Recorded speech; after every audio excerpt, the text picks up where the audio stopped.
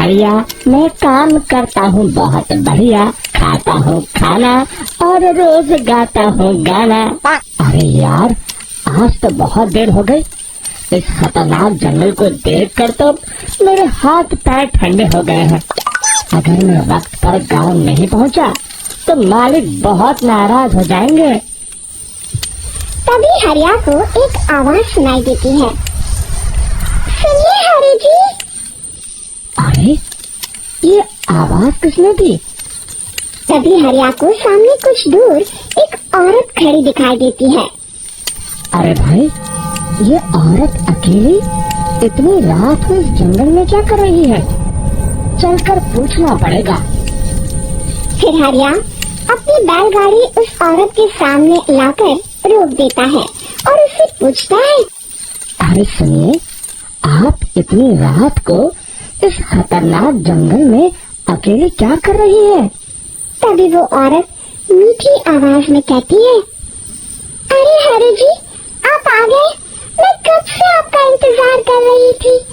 वैसे तो यहाँ से काफी लोग गुजर चुके हैं, लेकिन मैं खास आपका इंतजार कर रही थी। अच्छा, तुम सच कह रही हो? मुझे तो यकीन नहीं हो रहा है। वो क्या है ना, आज तक किसी ने मुझसे इतने प्यार से बात नहीं की। हाँ हरि जी, मैं सच कह रही हूँ। अब देर मत करिए और जल्दी से मुझे मेरे घर तक छोड़ दीजिए। हाँ, कौन सी बड़ी बात है, अभी छोड़ देता हूँ। आप मेरे पीछे बैलगाड़ी में बैठ जाइए और मुझे रास्ता बताते चलिए। फिर वो औरत हरिया की बैलगाड़ी में बैठ जाती है और हरिया बैलगाड़ी हाँकता हुआ आगे चल पड़ता है। फिर उस औरत के बताए हुए रास्ते पर चलते चलते हरिया बैलगाड़ी लेकर एक काली गुफा के आगे आकर रुक जाता है। हरिया उस औरत से पूछता है, हाँ देवी जी, आपका घर कहाँ है? यहाँ तो एक गुफा के अलावा और कुछ नहीं है।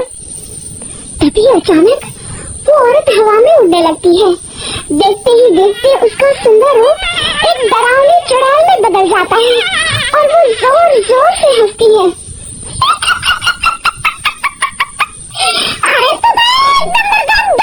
निकला, तू तो भैया शादी से मेरे बातों में आ गया। अरे मर गया रे, ये तो एक चुड़ैल है।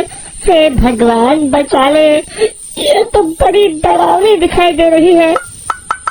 और फिर अगले ही पल हरिया की बैलगाड़ी में रखा सारा सामान हवा में उड़ता हुआ उस काली गुफा के अंदर चला जाता है और वो चुड़ैल भी उस गुफा के अंदर जाकर कहीं गायब हो जाती है। हरिया ये नजारा देख बुरी तरह घबरा और परेशान हो जाता है। अरे, ये चुड़ैल तो मेरा सारा सामान लेकर गुफा में गायब हो गई। अब क्या होगा? अगर मैं गांव खाली हाथ गया तो मालिक मेरी अच्छी खबर लेंगे। मेरी इस बात का कोई यकीन भी नहीं करेगा। फिर आखिर वही हुआ। हरिया के मालिक चंपक सेठ को हरिया की किसी भी बात पर रत्ती भर भी यकीन नहीं हुआ। चंपक सेठ को लगा हरिया झूठ बोल रहा है और उसने ही लालच में आकर सारा सामान हड़प कर लिया है। फिर हरिया को बेईमान समझकर चंपक सेठ उसे काम से निकाल देता है। अगले दिन अपनी दुकान में परेशान बैठा चंपक सेठ गुस्से में बड़बड़ाता है, अरे, दुकान में तो सामान बिल्कुल भी नहीं है। अब मुझे ही शहर जाकर सामान लाना होगा। फिर वो अपनी बैलगाड़ी लेकर शहर चला जाता है। शहर से सामान लेकर जब चंपक सेठ वापस गांव लौट रहा होता है, तभी उसे एक आवाज सुनाई देती है, चंपक जी, ओ चंपक जी। अरे, ये तो कोई मेरा नाम लेकर मुझे पुकार रहा है। फिर उस रास्ते में वही औरत खड़ी दिखाई देती है। फिर क्या था, हरिया की तरह चंपक सेठ भी उस औरत के पास अपनी बैलगाड़ी लेकर जाता है और वो भी उसकी चिकनी चुपड़ी बातों के मुंह जाल में फंस जाता है। फिर चुड़ैल उसे भी अपनी गुफा तक ले जाती है और उसका सारा सामान लेकर गुफा में गायब हो जाती है। बेचारा चंपक सेठ लाचार होकर खाली हाथ गांव लौट आता है। फिर ये उस जंगल में रोज की बात हो जाती है। जो कोई भी शहर से कुछ लेकर गांव की तरफ लौटता, वो चुड़ैल उसे बेवकूफ बनाकर उसका सारा सामान लेकर गुफा में गायब हो जाती। एक दिन हरिया एक लकड़हारे को उसी जंगल की तरफ जाते हुए देखता है। फिर हरिया उसे रोकते हुए कहता है, अरे भाई, क्यों अपनी मौत को दावत दे रहे हो? मेरी बात मानो, आगे जंगल में मत जाओ, वहाँ एक बड़ी भयानक चुड़ैल रहती है।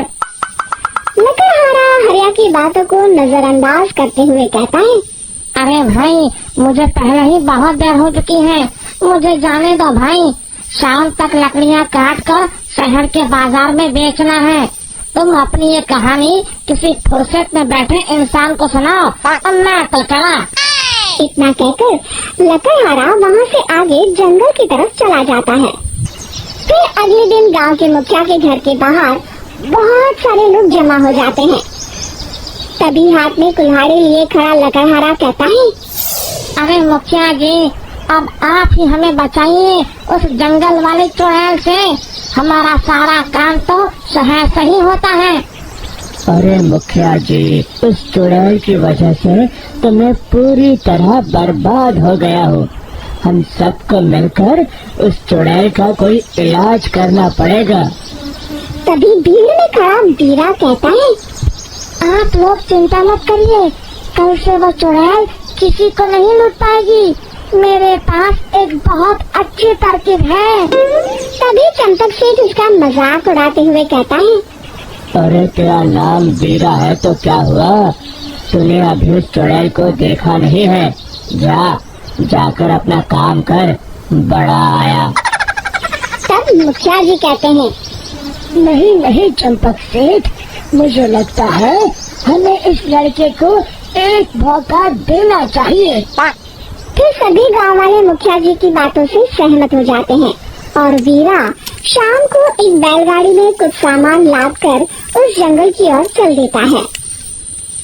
वीरा, ओ वीरा, कहाँ जा रहा है? तभी वीरा मुड़ के देखता है, वही चुड़ैल एक औरत के रूप में खड़ी है। अरे बहन जी, मैं आपको ही ढूंढ रहा था। देखिए, मैं आपके लिए क्या लाया हूँ।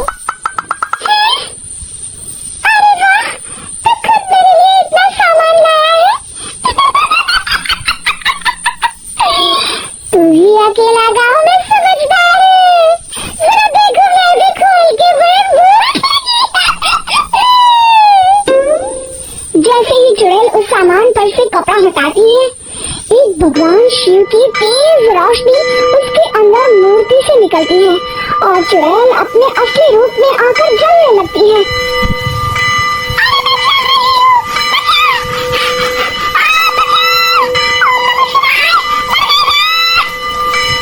देखते ही देखते वो चुड़ैल रात के साथ उड़ जाती है और सभी गांव वाले भी वहां जाते हैं।